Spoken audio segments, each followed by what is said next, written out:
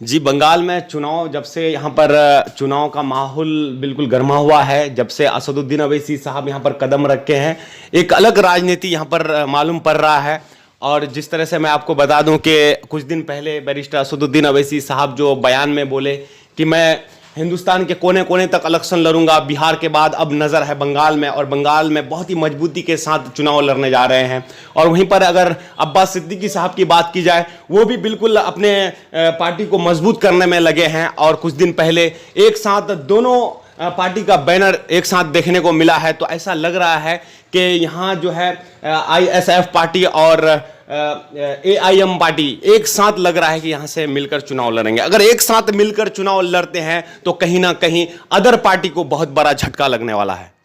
खासतौर पर वहाँ के जो मुसलमान हैं अभी ममता दीदी को लेकर के क्या सोच रहे हैं? जी, यहाँ के मुसलमान यही सोच रहे हैं कि आज 30 साल से ममता दीदी को जिता कर आ रहे हैं, और ममता दीदी सोच रहे थे कि ये मुसलमान जिस एरिया में है वो मेरा वोट बैंक है। तो अब मुसलमान जो है जाग चुका है, उनके पास ऑप्शन नहीं था, अब ऑप्शन मिल चुका है। अब वो उसकी राजनीति चलने वाली नहीं है यहाँ पर, क्योंकि हमारे सामने जो है दो पार्टी है जो हमें बहुत ज़्यादा सपोर्ट कर रहा है और हम भी उनको सपोर्ट कर रहे हैं। और जिस दिन से यहाँ पर मजलिस अपना कदम रखे हैं, बहुत ही तेजी के साथ लोग मजलिस में जुड़ते जा रहे हैं।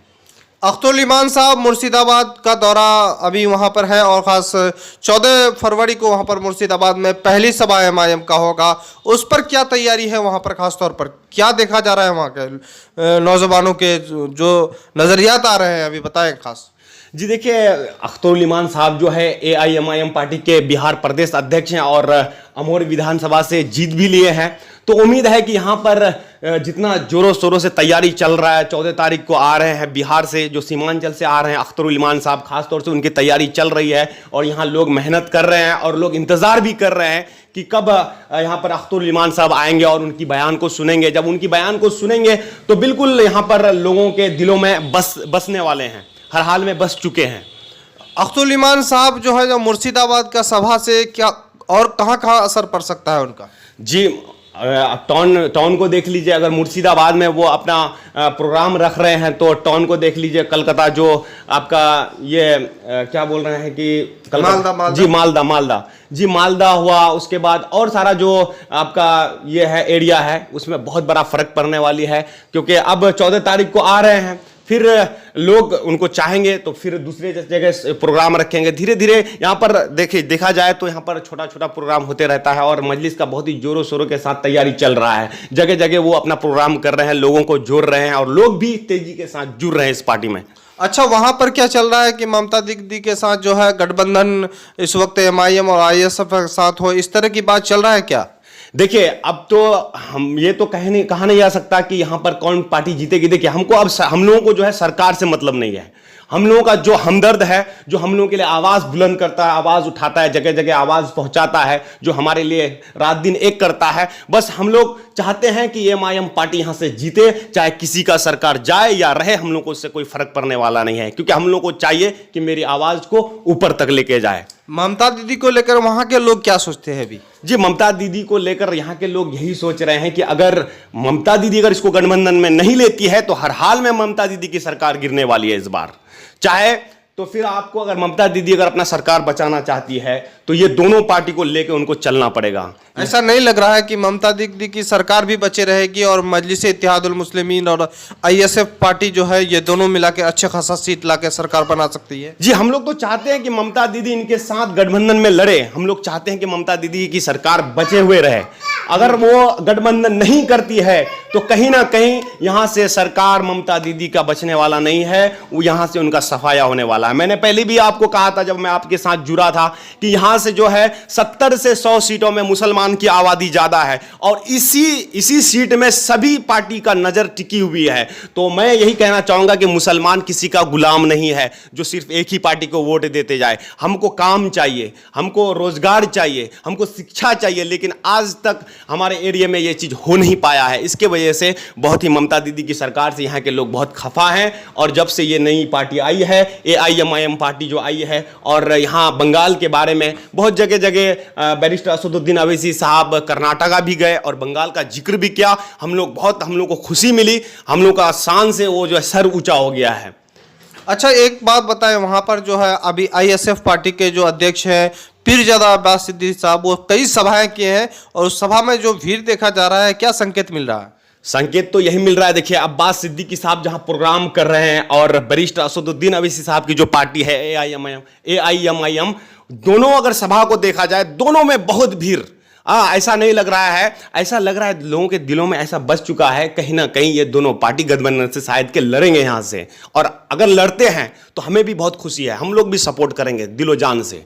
अच्छा, ऐसा नहीं लग रहा है कि किंग मेकर जिस तरह से बात चल रही है कि ममता दीदी का भी सरकार बचे रहे और मजलिस का भी वहां पर आईएसएफ के साथ अच्छा खासा सीट आके बीजेपी को रोके?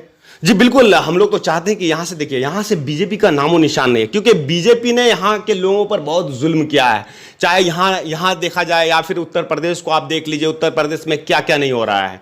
आज मुसलमानों को आतंकवादी घोषित कर रहा है, और ये लव जिहाद, ये क्या क्या कानून पास कर रहे हैं। तो यहाँ बंगाल के लोग नहीं चाहते हैं कि यहाँ से बीजेपी का सरकार यहाँ से हो। हम लोग भी चाहते हैं कि ममता दीदी एमआईएम और आईएसएफ पार्टी से गठबंधन करके यहाँ से इलेक्शन लड़े, बहुत बड़ी कामयाबी मिलेगी। अभी वहां पर जो है बहुत कम समय रह गया है, चुनावी माहौल तो गर्म है, लेकिन चौक चौराहों में किस तरह का जिक्र देखने को मिल रहा है आपको? देखिए, यहाँ पर चौक चौराहे में लोग मिला रहे हैं हमारे एरिया में। आपको तो पता ही कि हमारा एरिया जो है मुसलमानों का एरिया है। लोग ना ममता दीदी का चर्चा कर रहे हैं, ना बीजेपी का चर्चा कर रहे हैं। सिर्फ चर्चा जो हो रहा है पीरजादा अब्बास सिद्दीकी साहब का और बैरिस्टर असदुद्दीन अवैसी साहब का ही चर्चा हो रहा है यहाँ पर जगह जगह चौक चौराहे में। और सरकार बनाने को लेकर कोई बात तो भी इस वक्त चर्चा में है? जी, सरकार बनाने में चर्चा तो यही चल रहा है कि यहाँ के लोगों का दिमाग में बस चुका है कि यहाँ से दोनों पार्टी को अगर ममता दीदी गठबंधन में ले लेती है तो उसको कोई परेशानी नहीं होगी। अगर गठबंधन में नहीं लेती है तो कहीं ना कहीं उसकी सरकार गिरने वाली है। और किंग मेकर जो बोल रहे हैं, तो लग रहा है किंग मेकर ये एआईएमआईएम पार्टी ही रहेंगे शायद कि इस बार बंगाल में, क्योंकि बहुत ही तेजी के साथ इस पार्टी में आना पसंद कर रहे हैं लोग, जुड़ रहे हैं और जगह जगह प्रचार भी कर रहे हैं। अब तक के ज्यादा सभा हुआ नहीं है लोग, लेकिन यहां पर जो बैरिस्टर असदुद्दीन अवैसी साहब जगह जगह जाके बंगाल चुनाव के बारे में बोल रहे हैं, चाहे वो कर्नाटक हो या उत्तर प्रदेश हो, क्योंकि वहां इलेक्शन बहुत दूर है। अब इलेक्शन यहां पर बंगाल में नजदीक आ चुका है, लेकिन जगह जगह हमारा प्रचार हो रहा है, हमारे इस स्टेट का, बंगाल का खासतौर से।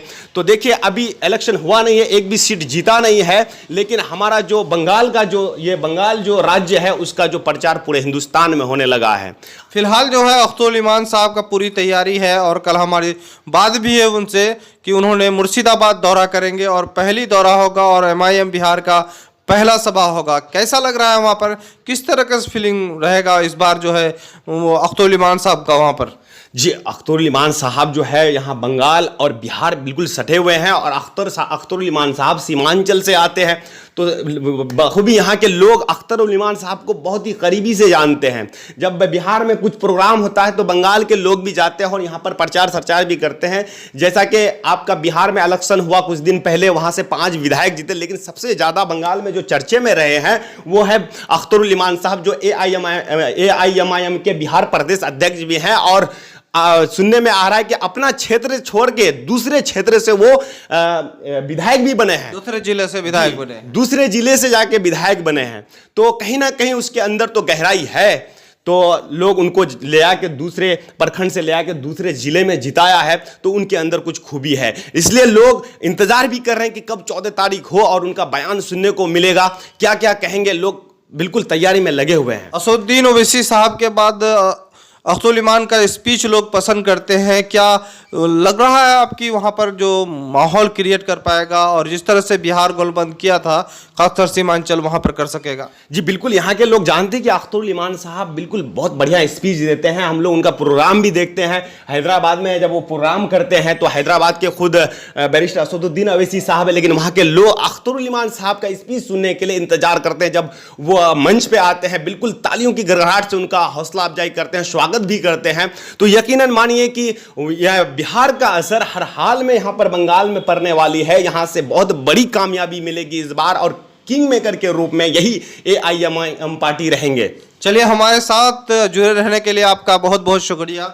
जी बहुत बहुत शुक्रिया आपका। इस वक्त देख रहे हैं द मैसेज न्यूज। आज खास आपको बंगाल पर खास रिपोर्ट दिखा रहे थे और सुना रहे थे कि बंगाल में इस वक्त सियासी माहौल किस तरह का है, वहाँ के लोगों का मिजाज क्या है और ख़ास सुर्खियों में रहने वाले ऑल इंडिया मजलिस इत्तेहादुल मुस्लिमीन को लेकर किस तरह के रुझान आ रहे हैं, बताते चलें कि अख्तरुल ईमान साहब का भी 14 फरवरी को वहाँ पर दौरा है और वहाँ के लोग बैरिस्टर असदुद्दीन ओवैसी साहब के बाद अख्तरुल ईमान साहब को लोग पसंद करते हैं, उनकी स्पीच को पसंद करते हैं। अब देखना यह है कि बिहार मॉडल बंगाल चुनाव लड़ने जा रहे अख्तरुल ईमान 14 फरवरी से अपने सभाओं के दौरान वहाँ के लोगों के दिलों पर कितने राज करेंगे।